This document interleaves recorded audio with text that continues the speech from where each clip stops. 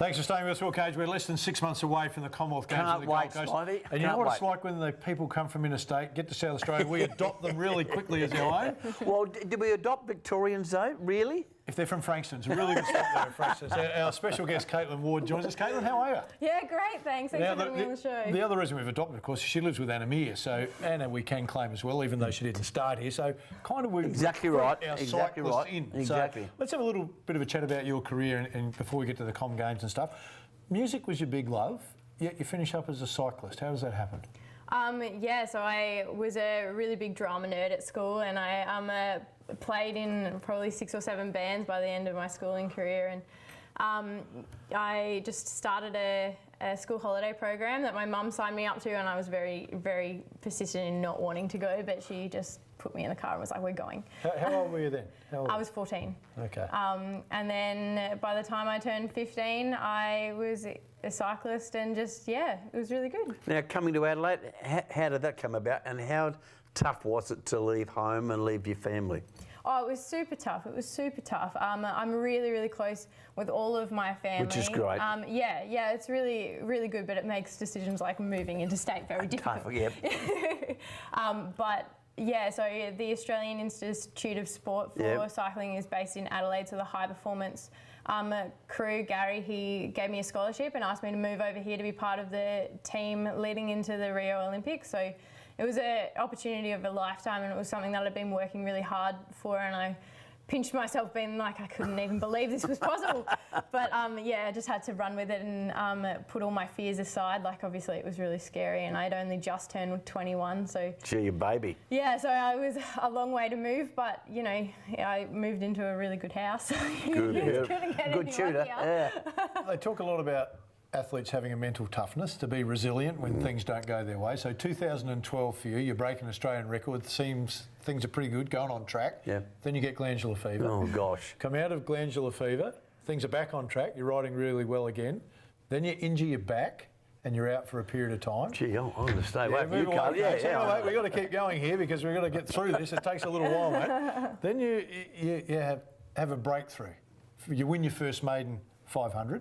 And you think things are going pretty well for you. Olympic Games are on the horizon. Then you get into the weight room. What happened now?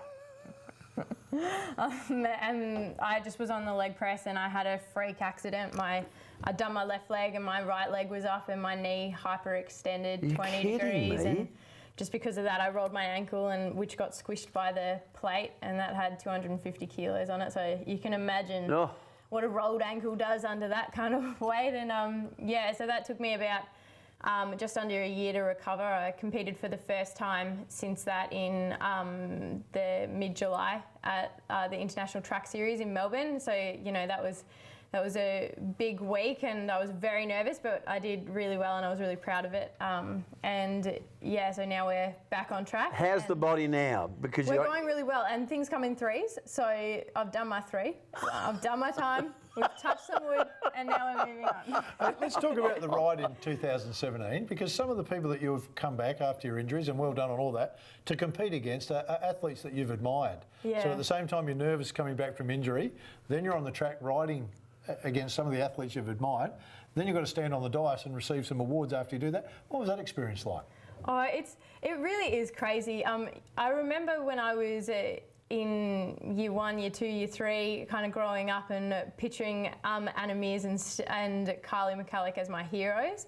And then coming in a bit closer, like Steph Morton really got up there, and all of the boys that I am around and now get coached by and am in teams with. You know, it is really weird, but you know, they become your friends and you kind of forget who they are, and you look up to them and you take what you can from them, but you also realise that they're not just your hero, they're a person. So yeah. Caitlyn, you're living with Anna Mears. What effect has she had on your cycling and your mental approach? Because she was so tough and so brilliant. Yeah, you know what? Like without Anna, especially with my foot injury and my back injury, I definitely wouldn't have been or learnt to be as resilient as what I am. You know, she really let me sulk and then kind of pushed me forward to go for the next one. And with my foot, I was a little bit Down in the dumps and all that? Yeah, and I wasn't really accepting of what it was or how bad the injury was, and I was trying to push through. So I re-injured myself 3 times after I initially injured myself, which was why the recovery took such a long time. So yeah, no, it was really great to have her in my corner, and I've learnt a lot. You know, it's easy, Coach, break a foot. We're talking about someone to break their neck, so I can imagine the sympathy. Breaking foot, well, that's the best you got. Well, let's go on to my broken neck here. I'll tell you what pain is like. Hey, the Commonwealth Games, 6 months away. Yeah. And you're riding probably the best you've ridden. How are you feeling? Is it a nervous time for you, or you're comfortable where you're at? Look, I'm really proud of where I'm at. I don't know, and I can't tell you where the selection period's going to go. I don't know if I'm going to make it or what my next step's going to be. But surely you're confident. Being through what you've been through, love. Yeah, you have to be confident. You can't walk into an event and have any form of doubt. And No. I back my coaches and I back my training. Yeah. And, you know, I feel like I've learned a lot and done a lot in cycling, and if I don't make it, then you know that's kind of where it's at. But we won't talk I have that. lots of dreams. What and lots will of it do for you when you do make it? What will it do for you? Being through what you've been through, when you make it to the Commonwealth Games, what will it mean to Caitlyn? I think cycling meaning to Caitlyn is all of the experience I've had so far, but to make it to a games and represent Australia at a multidiscipline games, not just a world championships for cycling, is more for all of the people that have helped me get there. So we'll take some credit for that, 'cause we're a bit of you. So we'll expect some acknowledgement. And when Caitlyn's books come out, we'd like to mention. But that's a great attitude, Smiley. Great. Before we let you go, you're doing some work with the APC. Just tell the viewers a bit about that. So Cycling South Australia have a new para program that the Australian Para Committee have given us a grant for, which is really cool. It's all about bridging the gap between our Paralympic athletes and the people that just enjoy cycling and giving them a pathway there. So we've got now 5 girls that have come onto the Para State Development Program that's run by me and a guy from Sassy called Loz. Good on you. Yeah, no, it's really cool, and it's definitely an avenue that I didn't really see myself going into, but Sassy asked me to go forward and do a coaching course and gave me this opportunity, and it's something that you can't say no to. Like, they're just beautiful people and they deserve a coach that believes in them. Well, Caitlyn, really refreshing to get a young athlete that's got a great attitude. I'm going to say, fantastic attitude, young lady. Absolutely. Well, congratulations. Well, that's a big accolade. Cage doesn't throw those out too easy, Caitlyn, so bear that in mind. And you're under no pressure to make the Olympic team after the Commonwealth Games, except if you don't, we'll be really ticked off. Exactly right. Caitlyn Ward was our special guest. Stay with us, still a bit more to come. Okay, time for us to go. I hope you've enjoyed the show, everybody. Appreciate your company on the Sports Show. Look forward to it again next week. Bye.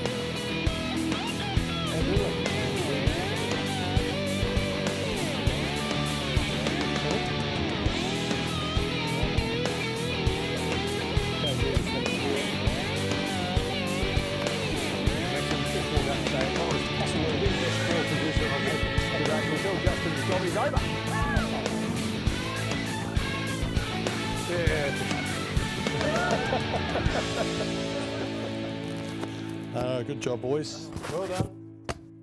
We don't need to be here any longer.